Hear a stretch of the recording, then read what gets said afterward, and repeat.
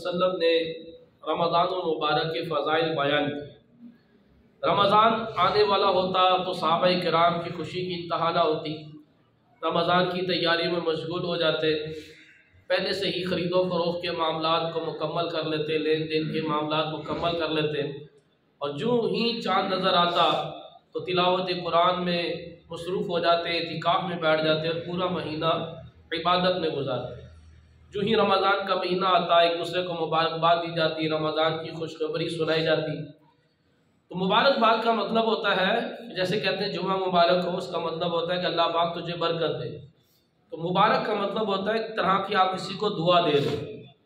تو دعا دینے کے لیے کسی دلیل کا ہونا ضروری نہیں ہے۔ بعض لوگ کہتے ہیں جی آپ جمعہ مبارک کے میسج چلانا شروع کر دیتے ہو، یہ بدعت ہے، یہ کون سی دلیل ہے؟ تو دعا دینے کے لیے بھی کیا دلیل چاہیے ہوگی؟ کسی بھی مسلمان کو دعا دینی ہے تو پہلے قرآن سے حدیث سے دلیل ڈھونڈیں، اس کے بعد دلیل دیں۔ تو یہ بلا وجہ کے ڈھکوسلے ہوتے ہیں۔ تو کسی کو رمضان کی مبارکباد دینا ایک طرح کی آپ اسے دعا دے دیں کہ اللہ پاک تجھے اس مہینے کی برکت دے۔ لیکن ایک جو غلط چیز میسج چلتا ہے کہ جو رمضان کی سب سے پہلے خوشخبری سنائے اس پر جنت واجب ہو جاتی ہے۔ تو یہ کسی پر جنت واجب کر دینا اور کسی پر جہنم واجب کر دینا یہ ہمارا کام نہیں، اور نہ ہی حضور صلی اللہ علیہ وسلم کا کوئی ایسا فرمان ہے۔ ایسی بات جو حضور نے نہیں کہی اور بندہ اس کو نبی پاک صلی اللہ تعالیٰ علیہ وسلم کی طرف منسوب کر دے تو حضور صلی اللہ علیہ وسلم نے ارشاد فرمایا کہ اس نے اپنا ٹھکانہ جہنم میں بنا لیا۔ اس لیے کوئی بھی بات کرنے سے پہلے سوچ لے کہ ہم کہہ رہے ہیں کہ یہ حدیث میں ہے تو آیا یہ حدیث ہے بھی کہ نہیں۔ اگر 100% یقین ہو تو پھر اس کو حدیث کہیں، ورنہ اس کو حدیث نہ کہیں۔ تو علماء کرام نے کہا کہ ایسی کوئی روایت نہیں ہے کہ جس میں حضور صلی اللہ علیہ وسلم کا یہ فرمان ملا ہو کہ جس نے جنت کی رمضان کی سب سے پہلے خوشخبری سنائی ہو تو اس پر جنت واجب ہو جاتی ہے۔ تو سوشل میڈیا پر آیا ہوا ہر میسج جو ہے بھلے وہ مذہبی کیوں نہ ہو، اس کو فارورڈ کرنے سے پہلے کسی عالم سے پوچھ لینا چاہیے کہ آیا یہ جو ہم میسج فارورڈ کر رہے ہیں یہ درست بھی ہے کہ نہیں۔ اب جیسے مثال کے طور پر اب رمضان کے مہینے میں ایک میسج فارورڈ ہونا شروع ہو جائے گا، ایک حدیث ہوگی، اس میں لکھا ہوگا کہ نبی پاک صلی اللہ علیہ وسلم نے ارشاد فرمایا کہ جب تمہارے ہاتھ میں کھانے کا پیالہ ہو اور اذان ہو رہی ہو تو کھانا جاری رکھو، جب تک اذان ہوتی رہے کھانا جاری رکھو۔ تو وہ کیا یہ فارورڈ کریں گے کہ جب تک فجر کی اذانیں ہوتی رہے تب تک کھا پی سکتے؟ جبکہ ایسا نہیں ہے۔ اللہ تبارک و تعالیٰ نے قرآن پاک کے اندر جو کلو وشربو کھانے پینے کی اجازت دی، فرمایا کہ فجر طلوع ہونے تک۔ تو قرآن پاک میں جب نص آ گئی کہ فجر کے طلوع ہونے تک کھانا پینا ہے، اس کے بعد نہیں کھانا، تو اذان تو فجر کا وقت شروع ہونے کے بعد ہوتی ہے۔ تو اب جو فجر کا وقت شروع ہونے کے بعد ایک لقمہ بھی، ایک تل کا دانہ بھی اگر بندہ کھا لے گا، ایک قطرہ بھی پی لے گا تو اس کا تو روزہ ٹوٹ گیا، اس کا روزہ نہیں ہوگا۔ تو اب وہ حدیث جو ہے اس سے علماء کرام نے فرمایا اس سے مراد مغرب کی اذان ہے کہ آپ روزہ افطار کر رہے ہیں اور آپ کے ہاتھ میں کھانے کا پیالہ ہے تو مغرب کی اذان ہوگی ہے، تو جتنا ہاتھ میں پیالہ ہے اذان کے دوران جتنا کھایا جا سکتا ہے اس کو کھا لو۔ اس سے لوگ انہوں نے فجر کی اذانیں مراد لے لی اور لوگوں کے روزے برباد کرنا شروع کر دیے۔ اتنے لوگوں کے روزے برباد ہوں گے، اس کا ذمہ دار کون ہوگا کہ جو اس میسج کو آگے فارورڈ کر رہا ہے۔ کامن سینس کی بات ہے کہ بعض جگہ ایسی ہیں جہاں فجر کی اذان ہوتی نہیں ہے، تو بتائیں وہ مسلمان کب کھانا پینا چھوڑے؟ اگر یہ مان لیا جائے کہ فجر کی اذانیں ہوتی رہے تب تک کھا پی سکتے ہیں، تو بہت سے مسلمان ایسی جگہوں پر بھی رہتے ہیں جہاں پر اذانیں نہیں ہوتی، تو اب ان کے لیے کون سا وقت مقرر کریں گے کہ وہ کھانا پینا کو چھوڑ دیں؟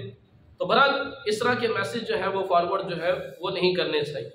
اب رمضان المبارک یہ وہ رحمت و برکتوں والا مہینہ ہے کہ جس میں اللہ تبارک و تعالیٰ رحمت کے دروازے کھول دیتا ہے۔ دیکھیں مختلف اعمال ہیں، ان کی مختلف جزائیں ہیں۔ کچھ عمل ایسے ہیں جن سے نیکی ملتی ہے، نیکیاں ملتی ہیں، کچھ عمل ایسے ہیں کہ نیکیاں نہیں ملتی، اس سے جنت ملتی ہے، اور کچھ عمل ایسے ہے کہ نہ نیکی ملتی ہے نہ جنت ملتا ہے، وہ عمل کرنے سے رب کی ذات ملتی ہے۔ وہ عمل جن کے کرنے سے اللہ تبارک و تعالیٰ جنت عطا فرماتا ہے، نیکیاں نہیں عطا فرماتا، جنت عطا فرماتا ہے، وہ ہے گناہ کو چھوڑ دینا۔ اللہ کے خوف سے گناہ کو چھوڑ دے، اللہ پاک اس کو جنت عطا فرمائے۔ وَلِمَنْ خَافَ مَقَامَ رَبِّهِ جَنَّتَانِ، کہ جو اللہ کے خوف سے، اللہ کے خوف کی بنا پر اللہ کی بارگاہ میں کھڑے ہونے سے ڈرا، اس کے لیے 2 جنتیں ہیں۔ وَأَمَّا مَنْ خَافَ مَقَامَ رَبِّهِ وَنَهَى النَّفْسَ عَنِ الْهَوَىٰ فَإِنَّ الْجَنَّةَ هِيَ الْمَأْوَىٰ، کہ جو اللہ کی بارگاہ میں کھڑے ہونے سے ڈرا تو جنت اس کا ٹھکانہ ہے۔ تو گناہ چھوڑنے کی جزا جنت ہے۔ ہم نے نیکی کی، سبحان اللہ کہا، درود پاک پڑھا، قرآن پاک پڑھا، اس کی نیکیاں ہیں، حضور فرماتے ہیں اس کی نیکیاں 10 سے 70 گنا ملتی ہے۔ لیکن گناہ چھوڑنے پر اللہ تعالیٰ نیکی نہیں، جنت عطا فرماتا ہے۔ اسی طرح حج کی جو جزا ہے، اگر حج قبول ہو جائے تو اس پر بھی ثواب نہیں ہے، اس پر بھی جزا جنت ہی ہے۔ تو حج کرنے پر اللہ تبارک و تعالیٰ جنت عطا فرماتا ہے۔ اسی طرح روزہ، اس پر نہ ثواب ہے نہ جنت ہے، بلکہ روزے سے رب کی ذات ملتی ہے۔ اللہ تبارک و تعالیٰ نے ارشاد فرمایا کہ روزہ میرے لیے ہے اور میں ہی اس کی جزا ہوں۔ بعض علماء کرام نے کہا کہ بعض میں یوں اس طرح سے الفاظ ہے کہ روزہ میرے لیے ہے، میں ہی اس کی جزا دوں گا۔ بعض نے کہا کہ اس طرح سے الفاظ ہے کہ روزہ میرے لیے ہے، میں ہی اس کی جزا ہوں، یعنی کہ اور عمل کرنے سے ثواب ملا، کچھ عمل کرنے سے جنت ملی، روزہ رکھنے سے رب کی ذات ملتی ہے، اس کو رب کی ذات کا قرب ملتا ہے، رب کی ذات کی معرفت ملتی ہے۔ تو روزہ ایک ایسا عمل ہے جو بندے کو رب کے ساتھ ملا دیتا ہے۔ یا ایھا الذین آمنوا کتب علیکم الصیام کما کتب علی الذین من قبلکم لعلکم تتقون، اے ایمان والو تم پر روزے فرض کیے گئے، لعلکم تتقون، تاکہ تم پرہیزگار بن دو۔ یعنی کہ پرہیزگاری اسی کو جب مل جاتی ہے تو اس کو رب کی معرفت ملتی ہے، رب کا قرب مل جاتا ہے۔ اور زندگی کا مقصد تو یہی ہے کہ قرب خاص، اللہ تبارک و تعالیٰ کا قرب خاص حاصل کرے، اللہ کی معرفت حاصل کرے۔ تو روزہ وہ عمل ہے کہ جس سے اللہ تبارک و تعالیٰ کی ذات ملتی ہے۔ تو سمجھ لیں کہ یہ مہینہ رب تعالیٰ سے صلح کرنے کا مہینہ ہے، یہ مہینہ سدھرنے کا مہینہ ہے، یہ مہینہ اچھے اعمال کرنے کا مہینہ ہے۔ تو اس مہینے کو اگر کوئی بندہ غفلت میں گزارے تو اس کے لیے ہلاکت ہے، اس کو کوئی ہلاکت سے بچا نہیں سکتا۔ آج ہم پوری دنیا میں ذلیل و رسوا ہو رہے ہیں۔ آج تک آپ نے نہیں دیکھا ہوگا کہ مسلمانوں کے علاوہ کسی اور مذہب والوں کا قتل عام ہو رہا ہو۔ کئی سالوں سے صرف اور صرف مسلمانوں کا ہی قتل عام ہوتا ہے، بالکل کسی اور مذہب والوں کا آپ نے قتل عام نہیں دیکھا ہو۔ نبی کریم صلی اللہ تعالی علیہ وسلم نے ہماری ذلت و رسوائی کی بہت ساری وجوہات کو بیان کر دیا تھا کہ جب امت کے اندر یہ عمل پائے جائیں گے تو یہ ذلیل ہو جائیں گے، رسوا ہو جائیں گے، ان کا قتل عام ہوگا۔ نبی پاک صلی اللہ تعالی علیہ وسلم نے اس کی پیشن گوئیاں 1400 سال پہلے ہی کر دی تھی۔ تو نبی کریم صلی اللہ تعالی علیہ وسلم نے ارشاد فرمایا تھا کہ میری امت ذلیل نہیں ہوگی جب تک وہ رمضان کا حق ادا کرتی رہے گی۔ تو جب تک رمضان کا حق ادا ہوتا رہے گا امت کو کوئی ذلیل نہیں کر سکتا۔ صحابہ کرام علیہ رضوان نے عرض کی یا رسول اللہ صلی اللہ علیہ وسلم، رمضان کا حق ضائع کرنا کیا ہے؟ فرمایا کہ اس مہینے میں ان لوگوں کا گناہ کرنا۔ تو رمضان کے مہینے میں گناہ کرنا، یہ رمضان کا حق ادا نہیں ہو رہا، رمضان کا حق ضائع کیا جا رہا ہے۔ فرمایا جس طرح اس مہینے میں نیکیوں کا ثواب بڑھا دیا جاتا ہے، اسی طرح گناہ کا معاملہ بھی ہے کہ جو اس مہینے میں ایک گناہ کرے اس کے 1 سال کے اعمال برباد ہو جاتے ہیں۔ فرمایا کہ جو اس مہینے میں شراب پیے یا زنا کرے، اگلا رمضان آنے سے پہلے اگر مر جائے تو اس کے پاس کوئی ایسی نیکی نہیں ہوگی جو اس کو جہنم کی آگ سے بچا سکے۔ یہ مہینے میں اگر کوئی بندہ نشے کا عادی ہے، اگر اس مہینے میں بھی اگر وہ نشہ نہیں چھوڑتا، کوئی بھی نشہ آور شے پیتا ہے، بدکاری کی طرف جاتا ہے، تو اگلا رمضان آنے سے پہلے اگر مر گیا تو اس کے پاس کوئی ایسی نیکی نہیں ہوگی جو اس کو جہنم کی آگ سے بچا سکے۔ تو آج جو ہم ذلیل و رسوا ہو رہے ہیں کہ رمضان کا حق ضائع کیا جاتا ہے۔ رمضان کو چاہیے تو یہ تھا کہ عبادت میں گزارا جائے، رمضان کو عبادت میں بھی نہیں گزارا جا رہا۔ مزید یہ ہے کہ اسی طرح گناہوں کا سلسلہ جاری ہے جو اور مہینوں میں جاری تھا۔ نبی کریم صلی اللہ علیہ وسلم کی دعائے جلال ہے، وہ شخص ناخواہ خلود ہو جائے، تباہ برباد ہو جائے جو میرا نام سنے اور درود نہ پڑھے، اس شخص کی ناخواہ خلود ہو جائے جو والدین کو بڑھاپے میں پائے خدمت کر جنت حاصل نہ کرے، اور وہ شخص ہلاک ہو جائے کہ جو رمضان کا مہینہ پائے عبادت کر کر جنت حاصل نہ کرے۔ تو رمضان کا مہینہ کو پیسے بٹورنے کا مہینہ تھوڑی ہے، ہم نے اس کو ایک بزنس والا مہینہ بنا لیا۔ لوگوں نے اسٹور کرنا شروع کر دیے چیزیں، جیسے رمضان کا مہینہ آئے گا 50 روپے والی چیز 200 روپے والی بیچ کر تو بھاگے ہوئے مسجد میں نماز پڑھنے کے لیے جا رہے ہوں گے۔ سمجھ رہے ہیں ہم نے بہت بڑا کارنامہ کیا ہے، لوگوں کے ساتھ ظلم کر کر، لوگوں کی قرضے دبا کر، جائیدادوں پہ قبضہ کر کر عمرہ کرنے ایسے جا رہے ہوتے جیسے کہ پتہ نہیں انہوں نے کتنا جو ہے، یہ لوگ نیک لوگ ہیں، بخشش کروانے جا رہے ہیں۔ تو یہ مہینہ کوئی بزنس کرنے کا مہینہ نہیں ہے، یہ مہینہ عبادات، اچھے اعمال کرنے کا مہینہ ہے۔ بعض ایسے بد نصیب ہیں کہ اس مہینے میں انہیں نماز پڑھنے کی فرصت نہیں ہوتی۔ ہم بھی اس مہینے میں کپڑے سلوانا شروع کر دیتے ہیں، بھائی شعبان میں بھی تو کپڑے سلوائے سکتے تھے، آپ رمضان میں ٹائم ضائع کیوں کر رہے؟ رمضان کے مہینے میں شاپنگ پہ کیوں نکل رہے ہو آپ؟ شعبان میں شاپنگ کر لیتے جو کرنی تھی، رمضان کے لمحات آپ نے بازاروں میں کیوں ضائع کر رہے ہو؟ خاص کر وہ آخری عشرہ جس میں لیلۃ القدر ہوتی ہے، اس میں تو عبادت بڑھا دینی چاہیے تھی، اور رمضان کے دن تھوڑے رہ گئے ہیں، نیکیاں بڑھا دینی چاہیے تھی، وہ مسجدیں خالی ہو جاتی ہیں اور بازاروں کی رونقیں بڑھ جاتی ہیں، اور تاجر حضرات کے پاس تو بالکل نیکی کرنے کا ٹائم ہی نہیں ہوتا ان کے پاس، بس خرید و فروخت، فیشن میں، مہندیوں میں، جولری میں، اس کاموں میں یہ امت جو ہے رمضان کے لمحات کو ضائع کرتی ہے۔ پھر کہتے ہیں کہ اللہ ہماری دعا نہیں سنتا، ہماری دعا قبول نہیں ہوتی۔ بہت سارے لوگ KFC میکڈونلڈ سے برگر کھا کے تو بعد میں آ کر فلسطین والوں کے لیے دعا کروا رہے ہوتے ہیں۔ بھائی اس یہودیوں کو سپورٹ بھی تو آپ لوگ ہی کر رہے ہو، ان کی پروڈکٹس، ان کی چیزیں استعمال کر کر ان کو طاقت دے رہے ہو، اور وہ اپنی طاقت جو ہے وہ مسلمانوں پر استعمال کر رہے ہیں۔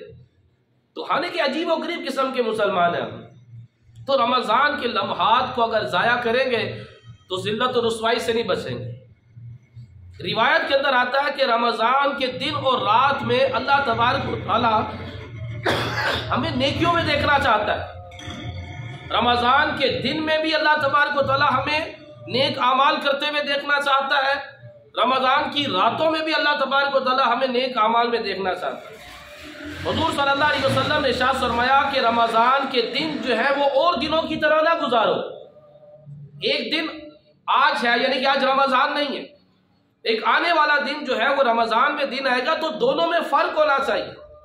اور میں رمضان کے ایام جو ہے وہ اور دنوں کی طرح نہیں ہونے چاہیے، کچھ خاص ہونا چاہیے، کچھ ڈیفرنٹ ہونا چاہیے، کچھ عبادات میں اضافہ ہونا چاہیے۔ تو یہ کوئی طریقہ نہیں ہے کہ رمضان کے مہینے کو بھی اور مہینوں کی طرح گزار دیا جائے۔ فرمایا کہ وہ بندہ تباہ برباد ہو جائے، خاک آلود ہو جائے کہ جو رمضان کا مہینہ پائے اور عبادت کر کر جنت حاصل نہ کرے۔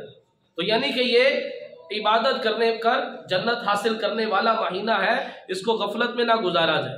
ایک بزرگ رحمت اللہ تعالی علیہ سے کسی نے سوال کیا کہ آپ کی عمر کتنی ہے؟ کہتے 4 سال۔ بڑی حیرانگی ہوئی، بڑا تعجب ہوا، بوڑھے ہیں، سر کے بال بھی سفید، داڑھی بھی سفید، اور عمر بتا رہے 4 سال۔ ان کا حضرت یہ کیسے ہو سکتا ہے کہ آپ کی عمر 4 سال؟ کہتے ویسے تو میری عمر 74 سال ہے، لیکن میں نے جو توبہ کی تھی وہ آج سے 4 سال پہلے کی تھی، تو میرے وہ جو 70 سال جو فضول گزارے ہیں اللہ پاک کی نافرمانی میں اس زندگی کو زندگی شمار ہی نہیں کرتا۔ زندگی تو وہ ہے کہ جس زندگی کو بندے نے نیکیوں میں گزاری ہے۔ ایک بزرگ فرماتے ہیں کہ انسان 2 مرتبہ پیدا ہوتا ہے، ایک مرتبہ تو جب وہ اپنے ماں کے شکم سے پیدا ہوا، اور دوسری مرتبہ جب وہ اپنی تمام گناہوں سے حقیقی توبہ کر کر صراط المستقیم پر آ جاتا ہے۔ کیونکہ توبہ سے پہلے کہ جو اس کی زندگی ہے اصل میں وہ ایک چلتی پھرتی لاش ہے، وہ مردہ لاش ہے۔ اصل زندگی تو وہ ہے کہ جس زندگی میں اللہ تبارک و تعالیٰ کی اطاعت و فرما برداری کی جائے۔ اصل زندگی وہی ہے کہ جو زندگی عبادت میں گزرے۔ تو فرمایا کہ جو میں جو 70 سال جو گزارے ہیں وہ میں مردہ تھا، وہ میں ایک چلتی پھرتی لاش تھا، زندہ تو اب ہوا ہوں تو میری عمر 4 سال ہے۔ تو انسان 2 مرتبہ پیدا ہوتا ہے، ایک مرتبہ جب اپنے ماں کے شکم سے پیدا ہوا، دوسری مرتبہ جب اس نے اپنے گناہ سے توبہ کی اور توبہ کر کر نیکیوں میں لگ گیا۔ تو بندے کو چاہیے کہ وہ رمضان کے مہینے میں گناہ کو چھوڑ دے، اور پورے مہینے کو نیکیوں میں عبادت کے اندر گزارے، تو رمضان جو ہے یہ اپنے آپ کو سدھارنے والا مہینہ ہے۔ تو اب گناہ سے بچنے کے فائدے کیا ہیں؟ اگر بندہ یہ اپنا عزم مصمم کر لے کہ میں نے رمضان میں گناہ نہیں کرنا، تو اس کے فائدے کیا ہیں؟ نمبر 1، فرمایا جب بندہ گناہ سے بچ جاتا ہے تو اللہ پاک اس کے دل کو سکون عطا فرماتا ہے۔ جو بندہ گناہ سے بچ جاتا ہے اللہ پاک اس کی غیر سے مدد فرماتا ہے۔ جو بندہ گناہ سے بچتا ہے اللہ تعالیٰ اس کے رزق میں برکت دیتا ہے۔ جو گناہ سے بچ جائے اسے پریشانیوں سے نجات دی جاتی ہے۔ جو بندہ گناہ سے بچ جائے اسے دنیا و آخرت کی بھلائیاں عطا کی جاتی ہے۔ جو بندہ گناہوں سے بچ جائے اس کو حکمت و دانائی عطا کی جاتی ہے۔ جو گناہوں سے بچ جائے اسے ہر میدان میں کامیابی عطا کی جاتی ہے۔ جو گناہ سے بچ جائے اس کی زبان میں اللہ تبارک و تعالیٰ تاثیر عطا فرماتا ہے۔ جو گناہ سے بچ جائے اسے مخلوق میں عزت دی جاتی ہے۔ جو بندہ اپنے آپ کو گناہ سے بچائے اس کا خاتمہ اچھا ہوتا ہے۔ جو بندہ اپنے آپ کو گناہ سے بچائے اس کے باطن کے دروازے کھول دیے جاتے ہیں، اس کی دعائیں قبول ہوتی ہیں، عبادت میں لذت ملتی ہے، جہنم کی آگ سے نجات دی جاتی ہے۔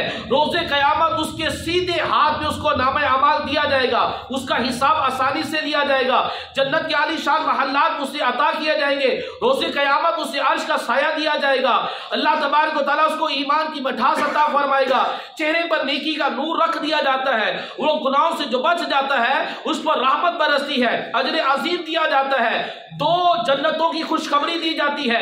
رسول کریم صلی اللہ علیہ وسلم اسے اپنا پیارا دوست بنا لیتے ہیں، اللہ تبارک و تعالیٰ اس کو اپنا قرب خاص عطا فرما کر اپنی رضا اور محبت کی لازوال دولت عطا فرما دیتا ہے۔ تو گناہ چھوڑنے کے انعام و اکرام ہے، اور جب بندہ گناہ میں پڑا رہے تو اس کے نقصانات کیا ہیں؟ گناہ کے سبب رزق میں کمی آتی ہے، مہنگائی کا رونا، تنگدستی کا رونا، بجلی کے بل، گیس کے بل، پریشانیاں ہی پریشانیاں۔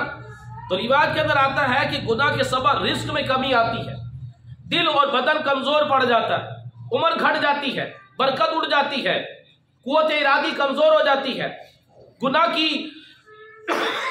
گناہ ذلت کا سبب ہے، گناہ ہلاکت کی طرف لے جاتا ہے، گناہ کے سبب عقل کو نقصان ہو جاتا ہے، نور عقل بجھ جاتا ہے، زمین پر فساد برپا ہوتا ہے، حیا مٹتی ہے، بے حیائی بڑھتی ہے، گناہ کے سبب نعمت جاتی ہے، زحمت آتی ہے۔ مسلمانوں کے دوسرے خلیفہ فاروق اعظم رضی اللہ تعالیٰ عنہ فرماتے ہیں گناہ اگرچہ ایک ہی ہو لیکن اپنے ساتھ 10 برائیاں لے کر آتا ہے۔ گناہ کرنے والا اللہ پاک کا غضب کو ابھارتا ہے، گناہ کرنے والا شیطان کو خوش کرتا ہے، گناہ کرنے والا جنت سے دور ہو جاتا ہے، جہنم کے قریب ہو جاتا ہے، گناہ کرنے والا خود اپنے آپ پر ظلم کرتا ہے، گناہ کرنے والا اپنے باطن کو ناپاک کر لیتا ہے، گناہ کرنے والا اعمال لکھنے والے فرشتوں کو تکلیف دیتا ہے، گناہ کرنے والا پیارے آقا صلی اللہ علیہ وسلم کو، اور اگر اس کے والدین انتقال کر چکے ہوں تو قبر میں والدین کو غمگین کرتا ہے، گناہ کرنے والا زمین و آسمان کو اپنے خلاف گواہ بناتا ہے، گناہ کرنے والا انسانوں سے خیانت اور اللہ رب العالمین کی نافرمانی کرتا ہے۔ تو اس مہینے میں ایسے گناہ چھوڑے کہ پھر پورا سال اللہ تبارک و تعالیٰ کی نافرمانی نہ ہو۔ یہ رمضان وہ مہینہ ہے کہ نبی پاک صلی اللہ علیہ وسلم فرماتے ہیں اگر اللہ تبارک و تعالیٰ زمین اور آسمان کو بولنے کی طاقت عطا فرما دے تو آسمان اور زمین روزہ داروں کو جنت کی خوشخبری سنائے۔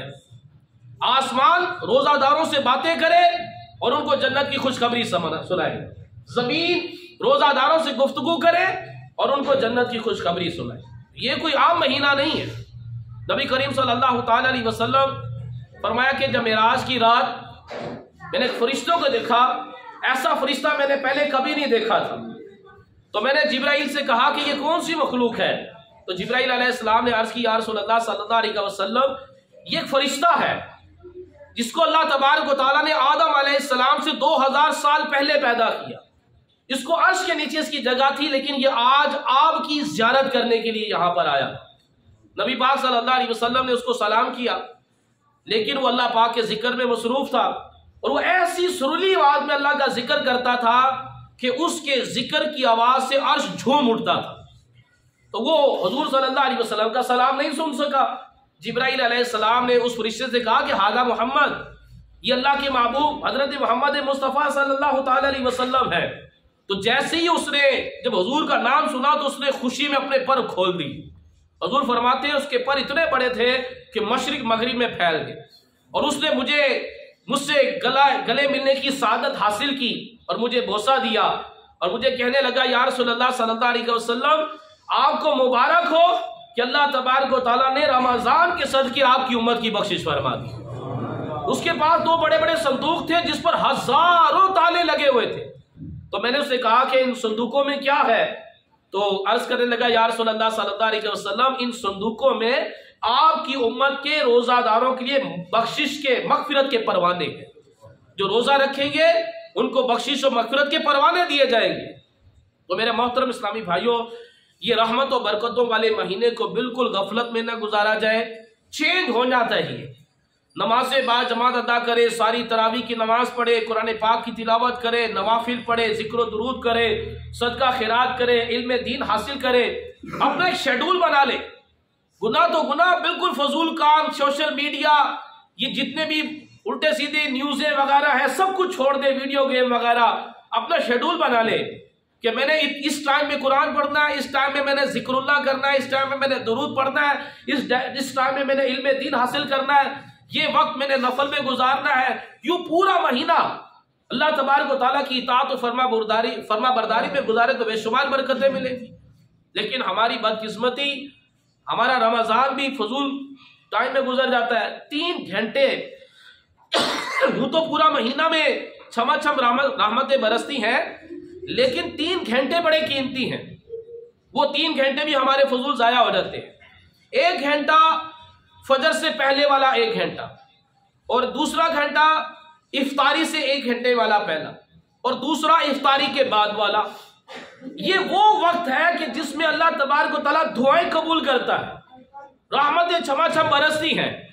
لیکن ان گھنٹوں میں جو فجر سے پہلے والا 1 گھنٹہ ہے اس وقت ہم سوئے ہوئے ہوتے ہیں، اور بالکل آخری ٹائم میں اٹھیں گے اور پھر ہبڑ دبڑ کے ساتھ کھانا پینا شروع کریں گے، اور نہ تہجد کی نماز پڑھ سکا، نہ بندہ دعا مانگ سکا. وہ وقت بھی ہمارا ضائع ہو گیا. اور یہ شرعی مسئلہ ذہن نشین رکھیے گا کہ آخری منٹوں میں کھانا کھانا مکروہ ہے. سحری کے آخری 10 منٹ ہے، اس میں کھانا پینا مکروہ ہے، مکروہ تنزیہی ہے. 5-10 منٹ پہلے کھانا پینا چھوڑ دینا چاہیے، لیکن ہم کھانا ہی آخری جب 10 منٹ رہ جاتے ہیں اس وقت شروع کرتے ہیں. اٹھتے ہی ہم بڑی لیٹ ہے. تو بھائی تھوڑا دیر پہلے اٹھنا چاہیے، 2 رکعت کم سے کم تہجد کی نماز پڑھ لے، اور اس وقت اللہ تبارک و تعالیٰ آسمانی دنیا پہ تجلی فرمائے ہوئے فرما رہا ہے کہ مانگو میں تمہیں عطا کروں گا. تو اللہ کی بارگاہ میں جھولی پھیلا دو، تھوڑی سی دعا مانگ لو. نہیں زیادہ ٹائم ہے تو 2 رکعت پڑھ کر ہی دعا مانگ لو. لیکن نہیں، وہ ٹائم بھی ہمارا فضول گزر گیا. اب جو بڑا ہی قیمتی ٹائم ہے افطار سے پہلے کا 1 گھنٹے والا، اس وقت تو اللہ تبارک و تعالیٰ دعا قبول ہی قبول ہے. حضور فرماتے ہیں افطار کے وقت افطار کرنے والے کو، روزہ دار کو 2 خوشخبریاں ملتی ہیں. ایک تو جو اس نے افطاری کی، دوسرا رب اس سے ملاقات کرے گا. 2 خوشخبریاں اس کو دی جاتی ہیں. لیکن اب وہ جو افطاری سے پہلے کا گھنٹہ، وہ ہمارا ٹائم ضائع ہو جاتا ہے سموسے لینے میں، دہی بلے لینے میں، پکوڑے لینے میں. رش لگا ہوتا، ہڑا اڑی مچی ہوتی ہے. تو بھائی افطاری کے لیے کچھ پہلے آپ بندوبست کر لیں. تو ضروری تو نہیں ہے کہ افطاری جو ہے یہ پکوڑوں سموسوں سے ہی ہو. بہتر تو یہ ہے کہ بھائی آپ صرف پانی کا گلاس سامنے رکھیں، اس سے پہلے آپ دعا میں مشغول رہیں. افطار ہو تو پانی پی کر روزہ افطار کرے، اس کے بعد دعا قبول ہوتی ہے، اس کے بعد دعا مانگیں.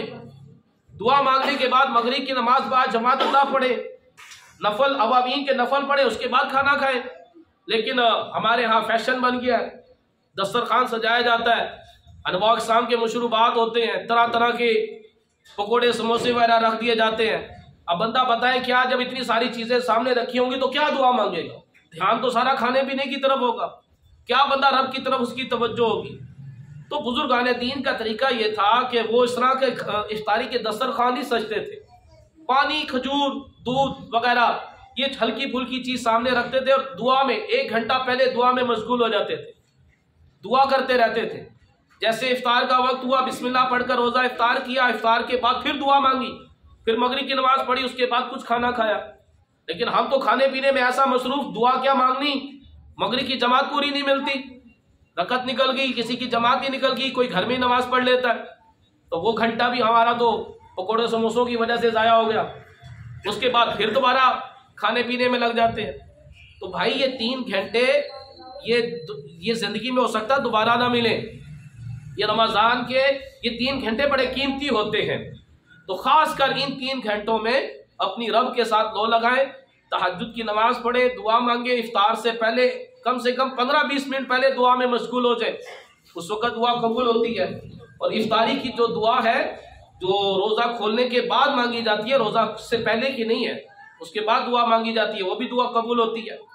تو یوں نماز بعد جماعت پڑھی جائے، تراویح کی نماز سب کی سب ساری پڑھی جائیں۔ قیامت والے دن روزہ اور قرآن پاک اللہ کی بارگاہ میں سفارش کرے گا، یا اللہ عز و جل اس نے میری خاطر بھوک پیاس کو بھی چھوڑا، گناہ کو بھی چھوڑا۔ قرآن پاک بندے کی سفارش کرے گا، یا اللہ عز و جل یہ میری خاطر رات کی نیند کو چھوڑ کر یہ تراویح میں کھڑے ہو کر قرآن کی تلاوت سنا کرتا تھا۔ اللہ تبارک و تعالیٰ اس کو جنتی خلہ عطا فرمائے گا۔ اللہ فرمائے گا اور کچھ چاہیے؟ تو قرآن کہے گا یا اللہ پاک اس کو مزید اور عطا فرما، اللہ اس کو جنت کے درجے عطا فرمائے گا۔ تو قرآن پاک بندے کی سفارش کرے گا، اسی صورت میں کرے گا نا کہ جب ہم نے تراویح میں قرآن کو سنا ہوگا، ورنہ قرآن روزہ ہماری کہاں سفارش کرے گا۔ تو یہ سمجھ لیں کہ یہ رمضان کا جو مہینہ ہے یہ اللہ تبارک و تعالیٰ سے صلح کرنے کا مہینہ ہے، سدھرنے کا مہینہ ہے۔ روزہ یہ میں نے بتایا نا کہ روزہ اللہ پاک فرماتا ہے کہ روزہ اس کی جزا میں ہی ہوں۔ ابو بکر شبلی رحمت اللہ تعالی علیہ فرماتے ہیں کہ میں کسی جگہ قافلے میں تھا تو قافلے کو ڈاکو پڑ گئے، ڈاکو نے لوٹنا شروع کر دیا۔ تو ایک مسافر کے پاس سے شکر اور بادام نکلی، تو سارے ڈاکوؤں نے وہ شکر اور بادام کھانا شروع کر دی۔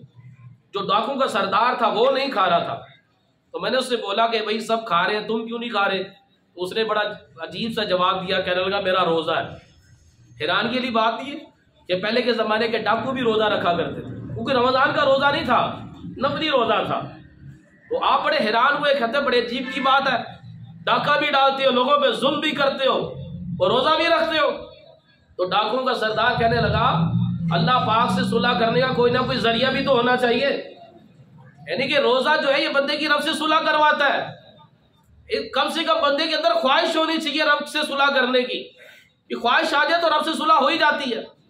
ابو بکر شبلی رحمت اللہ تعالی فرماتے کچھ عرصے کے بعد میں نے اسی ڈاکو کے سردار کو کعبے کا طواف کرتے ہوئے دیکھا، تو میں بڑا حیران ہوا۔ میں نے کہا تم وہی ڈاکو کے سردار نہیں؟ اس نے کہا جی ہاں میں ہی وہی ہوں، میں نے آپ سے کہا نہیں تھا کہ روزہ اس لیے رکھا ہے کہ اللہ تعالیٰ سے صلح کرنے کا کوئی ذریعہ تو ہونا چاہیے نا۔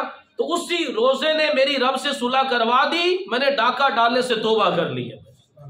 تو روزہ کا مقصد کیا ہے کہ رب سے صلح ہو جائے، کہ بندہ سارے گناہ لعلکم تتقون۔ تقوی کا مطلب کیا ہے؟ برائی کو چھوڑنا، برائی کو چھوڑنا یہ تقوی ہے۔ اور روزے کا مقصد کیا ہے؟ لعلکم تتقون، کہ تم برائی کو چھوڑ دو، متقی بن جاؤ۔ بندہ کھانا پینا تو چھوڑ دے لیکن نیوز چینل نہ چھوڑے، کھانا پینا تو چھوڑ دے لیکن گالی اور جھوٹ اور غیبت اور چغلی نہ چھوڑے، تو پھر مقصد تو ختم ہو گیا، مقصد تو فوت ہو گیا۔ تو یہ روزہ اللہ تبارک و تعالیٰ سے صلح کرنے کا مہینہ ہے۔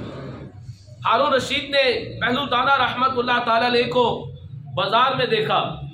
بہلول دانا رحمت اللہ تعالیٰ علیہ یہ نا مجذوب بزرگ تھے، اور یہ لوگوں سے نہیں، ایک جنگلوں میں غاروں میں وقت گزارا کرتے تھے۔ تو جب یہ بازار میں آئے تو ہارون رشید کو بڑا حیرانگی ہوئی، کہنے لگا حضرت آپ بازار میں کیا کر رہے ہیں؟ تو آپ نے فرمایا کہ میں لوگوں کی اور رب کی صلح کروانے کی کوشش کر رہا ہوں۔ تو بادشاہ نے کہا کہ حضرت پھر کیا رزلٹ نکلا؟ تو بہلول دانا علیہ رحمٰن نے فرمایا کہ اللہ مان گیا، بندے نہیں مان رہے۔ اللہ صلح کرنے کے لیے تیار ہے، بندے نہیں صلح کرنے کے لیے تیار۔ بندے کہتے ہیں ہم نے نہ توبہ کرنی ہے، نہ نماز پڑھنی ہے، نہ روزے رکھنے ہیں، نہ زکوٰۃ دینی ہے، نہ ہم نے کوئی برائی چھوڑنی ہے۔ تو اللہ مان گیا، بندے نہیں مان رہے۔ کچھ عرصے کے بعد بہلول دانا علیہ رحمہ کو قبرستان میں دیکھا، تو ہارون رشید نے کہا کہ حضرت آپ قبرستان میں کیا کر رہے؟ تو آپ نے پھر وہی جواب دیا کہ ان قبر والوں کی اور رب کی صلح کروانے کی کوشش کر رہا ہوں۔ تو بادشاہ نے کہا کہ حضرت کیا رزلٹ نکلا؟ تو آپ علیہ رحمہ نے فرمایا کہ اب بندے مان گئے ہیں، رب نہیں مان رہا۔ اب قبرستان جا کر بندہ مان گیا کہ میں نماز بھی پڑھوں گا، میں روزہ بھی رکھوں گا، میں والدین کی فرما برداری بھی کروں گا، میں لڑائی جھگڑا نہیں کروں گا، میں گالی نہیں دوں گا۔ اب بندے مان گئے ہیں لیکن اب رب نہیں مان۔ تو ابھی اللہ تبارک و تعالیٰ کو منانے کا موقع ہے، اللہ تبارک و تعالیٰ سے صلح کرنے کا موقع ہے۔ یہ رمضان بندے کو رب سے ملاتا ہے، رب سے صلح کرواتا ہے، یہ سدھرنے کا مہینہ ہے۔ تو اگر ایسے زندگی موت کا کوئی پتہ نہیں ہمیں رمضان ملتا ہے کہ نہیں ملتا، اگر مل جائے تو اس کی قدر کرنی ہے، اور یہ سوچ کر اس طرح سے اس کو رمضان کو گزارنا ہے کہ ہو سکتا ہے کہ میری زندگی کا آخری رمضان ہو، کیونکہ بے شمار لوگ پچھلے سال ہمارے ساتھ رمضان میں تھے لیکن اب نہیں، وہ انتقال کر چکے ہوئے۔ قبرستان میں قبر والوں کو جب رمضان کا مہینہ آتا ہے تو مسجد